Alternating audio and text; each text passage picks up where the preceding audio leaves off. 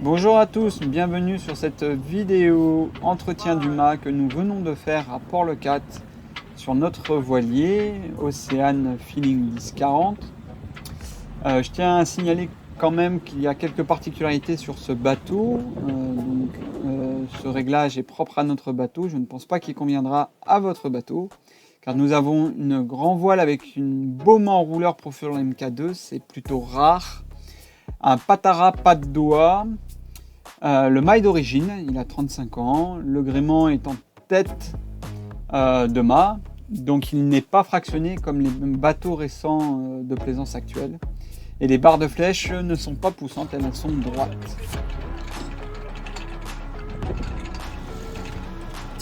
Je rappelle aussi qu'on n'avait que 48 heures pour remater. La raison de ce dématage et ce rematage était uniquement, purement au niveau électronique, électricité dans le mât, puisque je savais que le gréement était encore en bon état général, puisque j'en assure la maintenance annuellement. Et régulièrement, je fais le tour de mes ridoirs en bas du mât pour checker que tout va bien. J'ai changé récemment aussi les poulies. Au pied du mât, ça c'est important. Souvent je vois des poulies d'origine sur les mâts et moi au bout de 35 ans, vous comprenez qu'il y en a besoin de les changer par des choses un peu plus d'actualité. Ensuite au niveau de l'électricité, l'électronique, les câbles qui passaient ne me plaisaient pas. Je vais revenir dessus un peu plus tard dans cette vidéo, vous expliquer tout ça. Et puis il fallait que je change ma girouette anémomètre et j'en avais marre de monter au mât et de ne pas pouvoir faire ce que je voulais tout en haut, à la tête du mât. Je crois que ça, enfin moi j'appelle ça un sabot, vous verrez aussi, j'en parle un peu plus tard dans cette vidéo.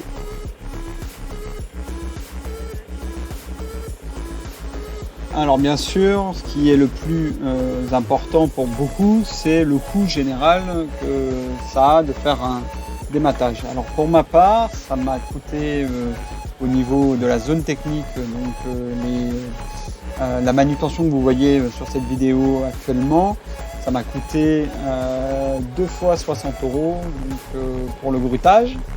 Et ensuite le prestataire Alecat qui a pris en charge le mât et qui m'a on va dire montrer comment ça fonctionnait un peu pour le réglage, pour m'accompagner dessus, m'a pris 300 € de mémoire. Et derrière, bien évidemment, il y a tous les prix des câbles que j'ai changés, des feux du mât qui coûtent plutôt cher parce qu'on est à LED, et ensuite la girouette qui est mine de rien 500 €. Nous avons dématé le bateau hier et là aujourd'hui je vais me mettre à travailler dessus. Donc là on est tout en haut. Donc, moi j'appelle ça un sabot voilà, je parle à chaque fois, je dis que c'est le sabot ça, alors je sais pas comment ça s'appelle, qui est tout en haut du mât. Et en fait dessus sont posés tout ce qui est électronique. Donc on avait donc une antenne ici, une seconde antenne là, ici le feu de mât. Et là la girouette anémomètre. Donc je vais tout changer, je vais repasser les câbles propres. De manière générale, le mât est en très bon état. C'est juste l'électronique qui a, je trouve, mal été fait, pas bien pensé pour justement pouvoir intervenir en haut du mât. Donc le but c'est de faire ça. Donc refaire proprement peut-être les trous aussi, parce qu'on voit les trous sont tout petits. Je vais voir si la garcette passe. Voilà, donc on va faire ça propre. Il n'y a rien de particulier sur ce mât. Heureusement, donc il est en bon état. Voilà, on voit, hein, c'est plutôt en bon état. Il a l'âge du bateau, mine de rien, mais par exemple les barres de flèche, il suffit de regarder ici, là, s'il n'y a pas de problématique, ça tourne bien, il n'y a pas de filure, rien du tout, donc elles ne sont pas à changer. Voilà, les rivets pop sont en très bon état, tous, hein, j'ai déjà checké tous les rivets pop. Donc la particularité de ce mât, c'est que j'ai une baume en enrouleur, donc du coup on a un rail de la baume en enrouleur dessus. Mais après c'est du classique, hein. Ici on a le feu de pont qui a mal été placé, donc si j'ai le temps je vais le déplacer, parce que en fait il y a le feu de mouillage qui est ici, donc à la moitié du chemin, hein. Voilà, à la moitié du chemin, on a le feu de mouillage. Donc lui, il fonctionne très bien. Mais le feu qui permet d'allumer, en fait, c'est le petit spot qui permet d'éclairer l'avant du bateau. Malheureusement, est placé au-dessus du radar. Donc en fait, on a une énorme zone de pénombre avec le radar qui est juste là. Donc je vais voir peut-être pour le déplacer. En dessous ici, on avait donc sans doute le rail qui permettait de mettre, donc là ça va être le réa pour ma trinquette, mais la trinquette sur Océane ne peut pas être mise, d'une part parce qu'il y a le radar et d'autre part parce que j'ai déjà un été largable qui est l'équivalent pour un solent d'un foc, donc avec une grande ouverture, donc il a été projeté beaucoup plus haut. Cela dit, bon, c'est pas très gênant en soi. Là, j'ai mon radar, donc voilà, j'ai besoin d'intervenir dessus. C'est pour ça aussi, c'est qu'on voit ici, ça a été complètement bouffé. On le voit, hein, ça a complètement été bouffé. Donc je dois intervenir dessus, là, maintenant. Je vais refaire ça propre, un changement de cap, parce que souvent c'est les câbles qui posent problème des radars. Donc le radar étant parfaitement en bon état. Voilà, bon, rien de plus, hein. J'ai tout qui arrive au pied du mât et malheureusement ce que je veux faire, c'est refaire proprement mes trous ici de passage des câbles puisqu'ils sont trop petits. Donc en fait, une fois que le mât est posé, eh ben, on n'a pas trop l'accès. Alors on a un trou qui est là qui est potentiellement intéressant, mais c'est celui du radar parce que le câble est vraiment gros, hein. Vous imaginez, c'est gros comme un pouce, hein, donc c'est quand même assez épais. Mais sinon, tous les autres câbles ils passent dans des tout petits trous. Et du coup, il n'y a pas la place de pouvoir bien passer des messagers et des petites garcettes par la suite. Donc je vais refaire ça propre, je vais agrandir un peu les trous pour justement que je puisse être à l'aise si j'ai besoin de changer je sais pas, un câble, un feu ou quoi, je peux facilement changer sans démater. Voilà. Le but c'est que j'ai plus à démater. Donc ça paraît bizarre parce que beaucoup dématent pour changer le gréement, l'aubanage, etc. Mais moi, j'en ai pas l'utilité. Le gréement a 8 ans à peu près. Il est entre 6 et 8 ans. Donc il est encore parfaitement en bon état, quoi. J'ai pas 8 ans, c'est rien. Donc effectivement, il y en a qui vont dire oui, mais on le voit pas parce que ça peut piquer à ces endroits-là. Par exemple, vous voyez à l'intérieur là, ça peut piquer ici et c'est ça qui casse. Bon, cela dit, c'est un mât qui est quand même très costaud. J'ai 2 barres de flèche avec à chaque fois 2 galopants de chaque côté. Le patara derrière est divisé en 2. Bon, voilà, donc les chances que ça casse sont moindres. Il peut y avoir, donc il faut être attentif. Mais chaque année, je monte au mât. Et chaque année, je révise, voilà, je fais un check visuel et on voit bien, hein, tout est en parfait état. Même là, voilà, il y a quelques petites piqûres, hein, mais c'est rien de, voilà, c'est rien de méchant. Ça, c'est pas ça qui vont, ça c'est normal, c'est la rouille classique. Donc rien de particulier sur ce mât, donc je suis plutôt content de mon mât. Et puis voilà, on va passer aujourd'hui avec ce mauvais temps sur le chantier naval. On va passer un petit peu de temps là-dessus et puis on va faire aussi l'enrouleur. Donc l'enrouleur, on va le démonter. L'émerillon qui est ici, qui tourne plus trop, c'est un Profurl, pareil, on va le démonter, on va le changer propre. On va faire ça tout propre et comme ça. On repart pour de nouvelles aventures avec un gréement comme neuf. Voilà, à plus. Et recoucou les plaisanciers, ça y est, le mât est bientôt terminé. Donc hier on a travaillé toute la journée dessus et là ce matin on a finalisé quelques trucs qu'on avait à faire dessus. On devait attendre pour la peinture. Donc qu'est-ce qui s'est passé? Eh bien, là je vous présente la tête du mât une fois quasi terminée. Il manque la girouette, la rémarine, hein. Il manque une girouette rémarine en bas, ici là. Mais tout est, je la mets qu'au dernier moment. Mais tout y est. Donc la petite Windex qui permet quand on est en train de régler ses voiles et qu'on lève la tête de voir le vent directement. Ça nous donne une indication. Pour beaucoup ça suffit, hein. Ça après on passe sur l'électronique, ça c'est mon dada. Mais avec ça on peut déjà voir avec précision d'où vient le vent. Donc on a le nouveau feu de mât Osculati là, à LED entièrement étanche. On va voir ce que ça vaut celui-ci. Ensuite, donc il fait feu de mouillage 360 degrés, et on a les 3 positions. C'est avant, c'est bâbord rouge, tribord vert, et à l'arrière blanc. Voilà. Donc voilà le nouveau feu. L'ancien était plus que cramé, hein, il était marron noir. Pourtant il a duré 8 ans, l'ancien, je crois c'est 8 ans, j'avais la facture, je crois c'est 8 ans. 10 ans, 10 ans, pardon, 10 ans. Donc voilà, il était temps de le changer. Bah là voilà, hein, on essaye de faire des passages de câbles pour que ça bouge pas trop. Donc ce que vous voyez en fait c'est un surgainage. J'ai fait un surgainage thermo avec du thermo et spray pour être sûr que les UV n'attaquent pas directement le câble. Voilà, c'est protégé avec une antenne Glomex de deux antennes, parce que j'ai aussi un transpondeur AIS et la radio VHF. Donc il faut 2 antennes. Donc voilà, 2 antennes VHF, 10 garanties à vie, lifetime. Et cela, ce qui est bien, c'est qu'on peut tout démonter et on n'a pas besoin de tout redémonter. Donc moi, je suis tranquille là-dessus. Donc voilà, les deux antennes en place.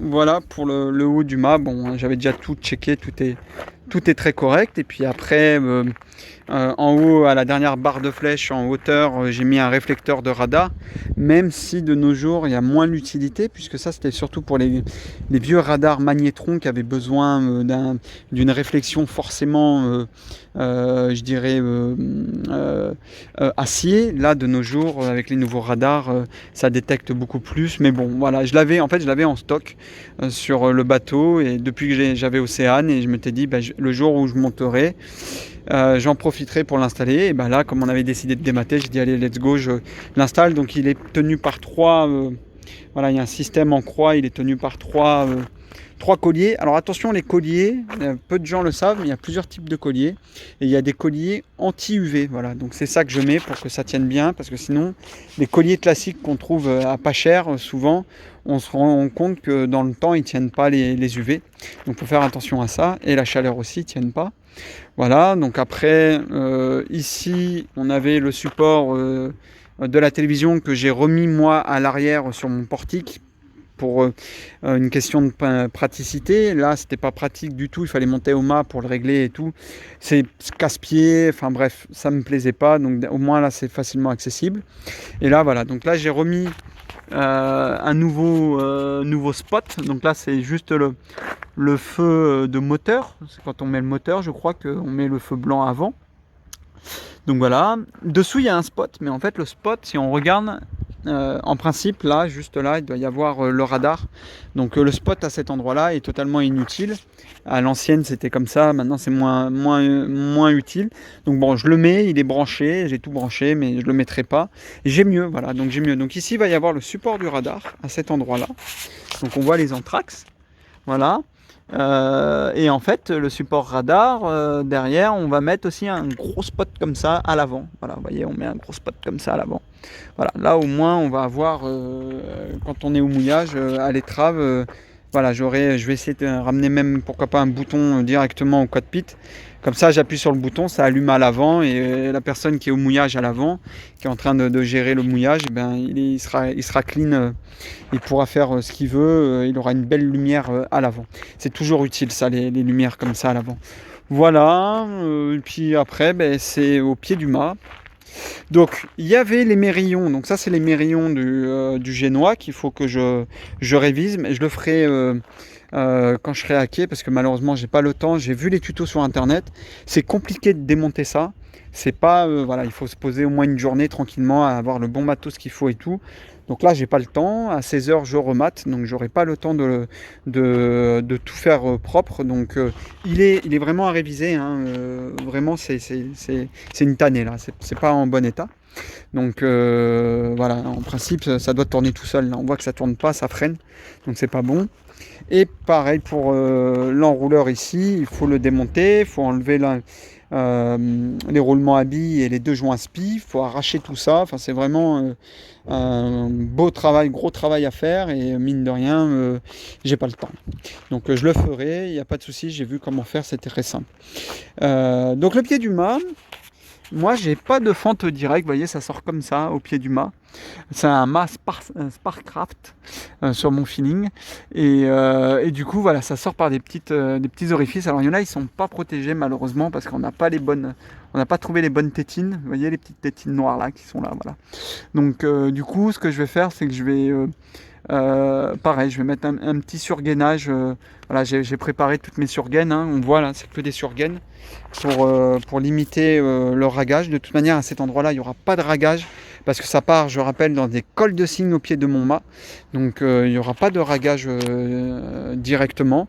Donc, en même temps, j'ai mis ça, c'est pour protéger des UV parce que les câbles, voilà, il y a plusieurs normes de câbles et là, on est sur du câble HV05, c'est le moins cher, mais il ne résiste pas aux UV dans le temps. Donc il faut faire attention, il faut le protéger. C'est pour ça que j'ai mis partout de la surgaine. Pareil, en principe, les câbles de la Glomex, là, donc les câbles VHF RG58, c'est fait pour l'extérieur, mais il arrive dans le temps qu'ils craquent. Voilà, donc ils sont pourris par les UV, par le soleil, donc voilà. Donc j'ai tout protégé. Il y a juste le câble du radar qui, lui, je sais, est protégé. C'est déjà un câble ultra costaud. Mais j'ai aussi de la surgaine. J'en mettrai au dernier moment, voilà. Voilà, donc plutôt satisfait de on va dire, de ces 48 heures assez intenses pour pouvoir tout planifier, tout préparer ça. Je vous laisse en compagnie de la dernière vidéo qui sera donc le rematage qui devrait prendre un peu plus de temps. À plus.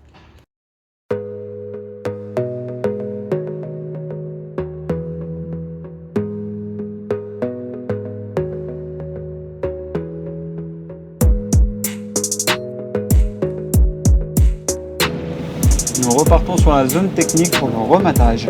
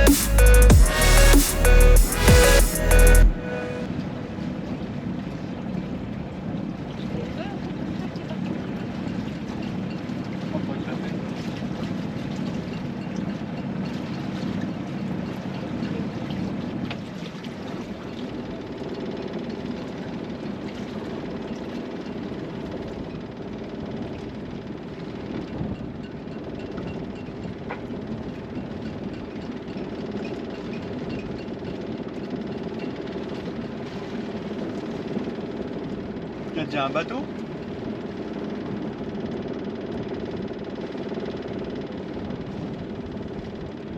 Il y a déjà un bateau.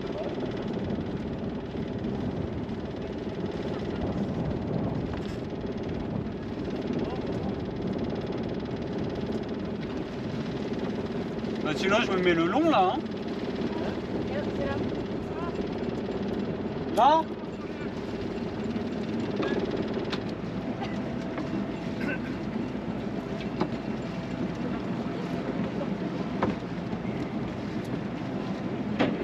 C'est le dématage. Ah voilà. Et il y a déjà un bateau, j'ai l'impression.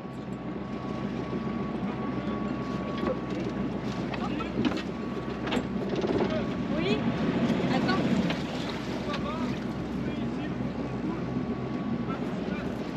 Ça marche.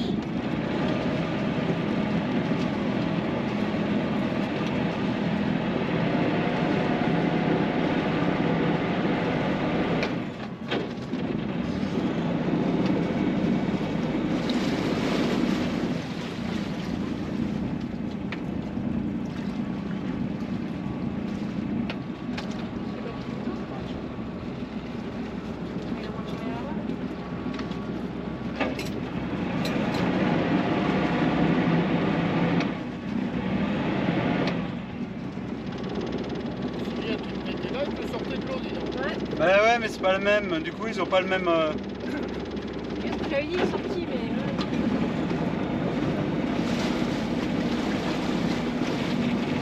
Le mec a pas vu qu'il y avait pas de main. Il faut s'arracher. Bon, malheureusement, les gars de la manutention n'étaient pas encore présents au rendez-vous. On avait 10 minutes d'avance. Et puis, bon, ils ont un peu zappé le rendez-vous. Et du coup, ben, on s'est amarré tout seul. Bon, il y avait pétole, donc c'était plutôt simple. Et après, c'est vrai que pour un rematage, il faut qu'il y ait très peu de vent. Donc, on peut le voir là derrière la vidéo. On voit une voile qui est levée à l'arrière, à la voile blanche, parce que justement, il y avait un petit vent, mais vraiment léger, entre 5 et 10 nœuds, ce qui était parfait pour un rematage, pour pas qu'il y ait trop de vibrations dans le mât. Et qu'on puisse régler proprement le mât sans qu'il bouge.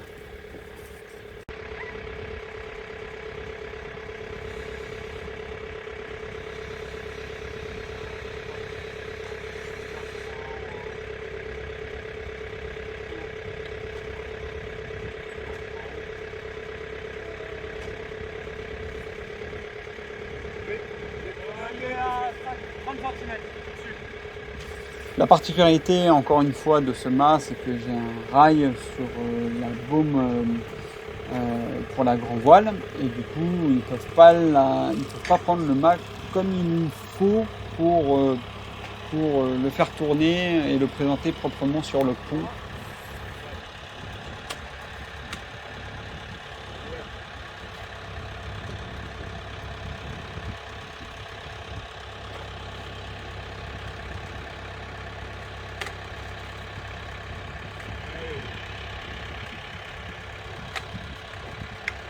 Ça craque, putain.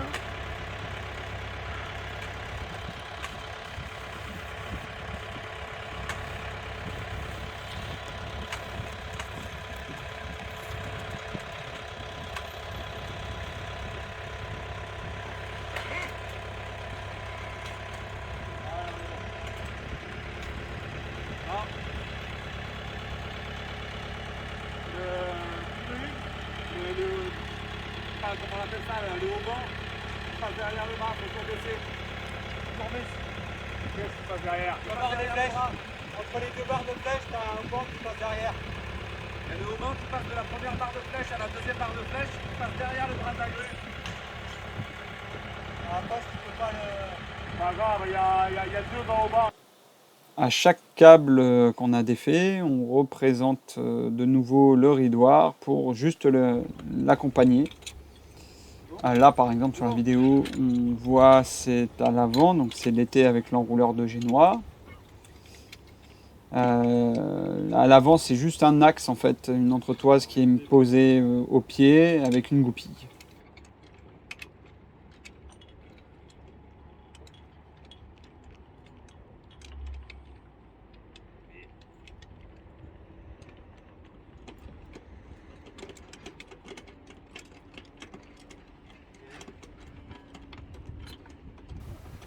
tant que le mât est pas bien sécurisé avec tous ces câbles, on ne détache pas la grue. Donc c'est pour ça qu'elle est encore attelée au mât au milieu.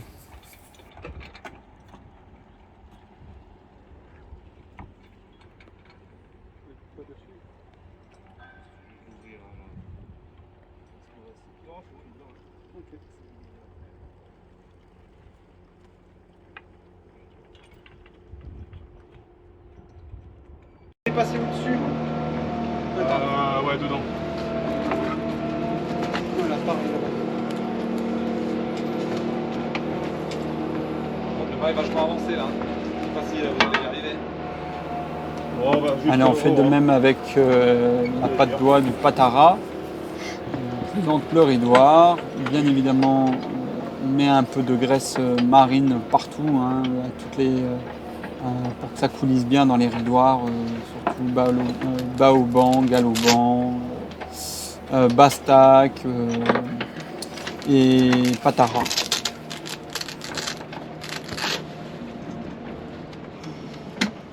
Ah, dès qu'il y a du vent, tu le sens. Hein. Tu sens la tension. Je l'ai. Elle va prendre ou pas? Ouais, mais il faut mettre un peu de graisse. Avec l'aide d'un décamètre qu'on hisse tout en haut du mât, on vient reporter la même longueur qu'il y a entre la tête de mât et le pied des haubans de chaque côté. Il faut que ça soit identique pour que justement l'axe au milieu soit bien symétrique, gauche et droite. Ah, je devais être bloqué là-haut tout à l'heure.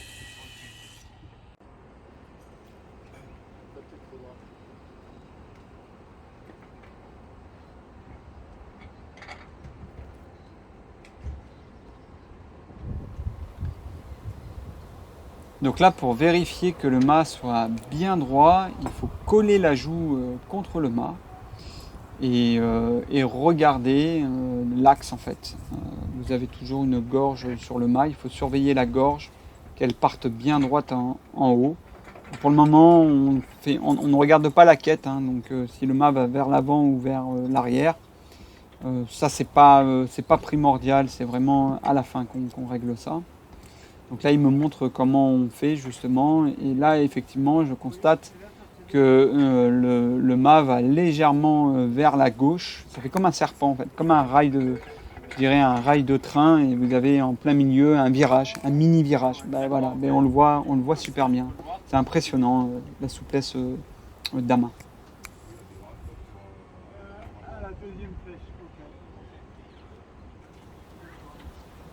Voilà, une fois qu'on valide que le mât soit bien réglé, tout est en place, et bien on va pouvoir repartir sur notre place, attendre que le mauvais temps passe et terminer les travaux sur le mât. Allez, on arrive à la fin du dématage et du rematage du coup. Donc là pour le rematage, je suis dans les dernières étapes. Hier on n'a pas pu travailler sur le mât parce qu'il y avait trop de vent, c'était pas du tout agréable. Là c'est pétole donc c'est parfait. Donc là ce que je vais faire c'est que je vais mettre en place des goupilles. Donc voilà, ce genre de petites goupilles là. Voilà, il y en a 2 par ridoir à mettre. Donc au pied du mât, que ce soit au niveau du patara, de l'été, des galopans, des haubans, etc. Il faut mettre des goupilles, mais il faut le mettre d'une manière à ce que si on passe avec les pieds, mais en navigation, avec la gîte, que ça soit pas dangereux pour nos pieds ou tout obstacle, surtout humain, qui peut passer et qui peut s'arracher quelque chose. Donc là, ça se passe en bas sur au niveau du gréement, voilà, en bas. Donc là, on voit ici, en fait, c'est une vis, le ridoir, dedans, il y a une vis sans fin et on tourne d'un côté, on serre ou on desserre. Donc là, il est réglé. Le mât est réglé. Et là, on voit, il y a des petits trous, en fait, là et là. Et le but, c'est de mettre la goupille dedans et de la renverser, la plier vers l'intérieur. Donc là, je vais passer ici, par exemple. Voilà, je vais la mettre ici. Et là, par exemple, je vais devoir la remettre vers le haut, à l'intérieur. Et celle du haut, je vais tout de suite la mettre. Elles sont petites, les goupilles. Et celle du haut, pareil, sauf que là, on voit, on ne peut pas. Donc là, il va falloir que je mette en place ici ma pince et ma deuxième pince. Très pratique ça, le couteau multifonction. Et là, je vais devoir le présenter. Donc hop, je le présente juste comme ça. Voilà, comme ça je vois le. Je vais le faire un petit peu mieux. Hop. Voilà. Alors, si on tourne un quart de tour du ridoir, c'est pas grave, on le dérègle pas. Et je le mets comme ça ici parce que j'ai tendance moi à passer plus ici, où moi je sais que j'ai rien du tout qui va frotter. Hein, parce qu'on peut voir ici, ça peut faire très mal. Hein. Ça peut faire très mal. Donc il faut vraiment faire attention à ça.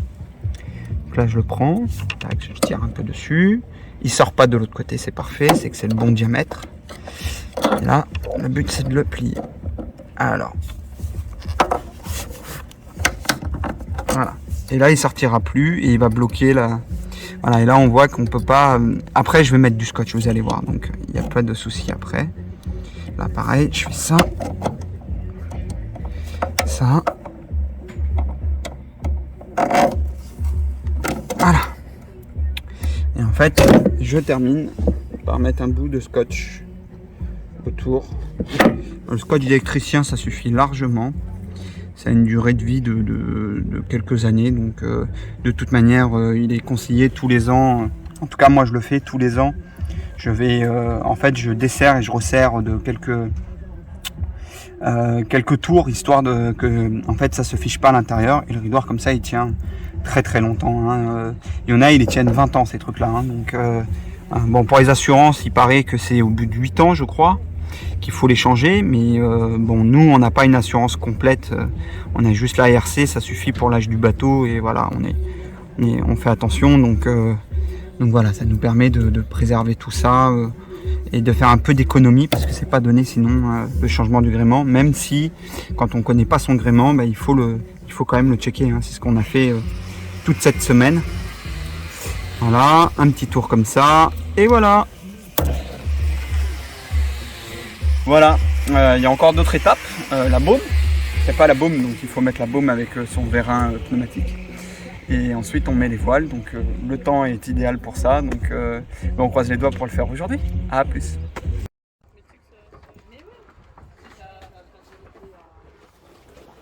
Nous mettons en place la baume ainsi que son vérin pneumatique qui est situé en dessous. On avait besoin d'un coup de main parce que franchement c'est très encombrant et lourd quand même, sans la voile dedans, mais c'est quand même, ça doit peser une vingtaine de kilos, si c'est pas une trentaine de kilos quand même.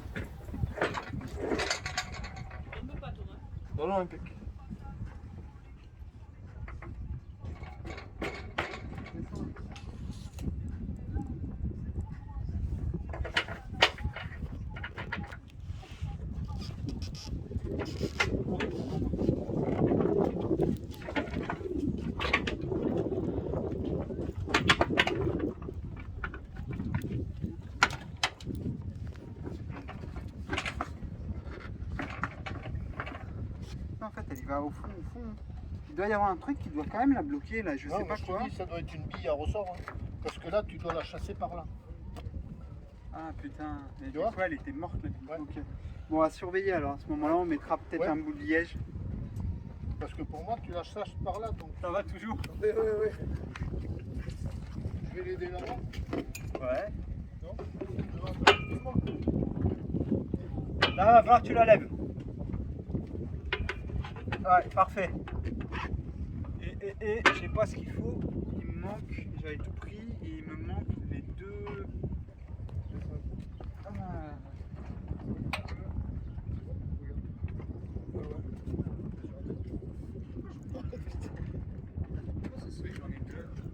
J'en ai chassé qu'une.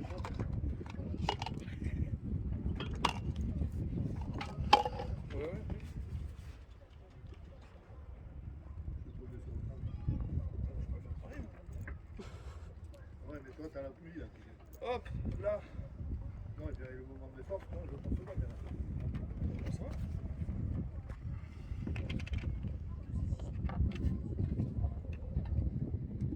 C'est là que Benjamin va boire un coup là-bas. Je vous laisse en Florent. Tu reviens? Finalement, vous êtes bien comme ça, hein?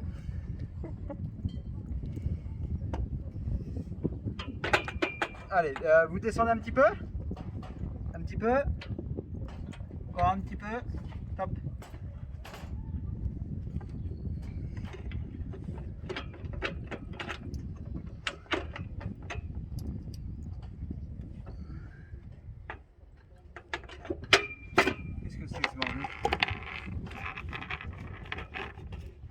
Ah, il y en a une qui est légèrement plus grande que l'autre. Ah, le piège à la con, quoi. Elle a 5 mm qu'il faut de plus. On va le mettre comme ça. Voilà.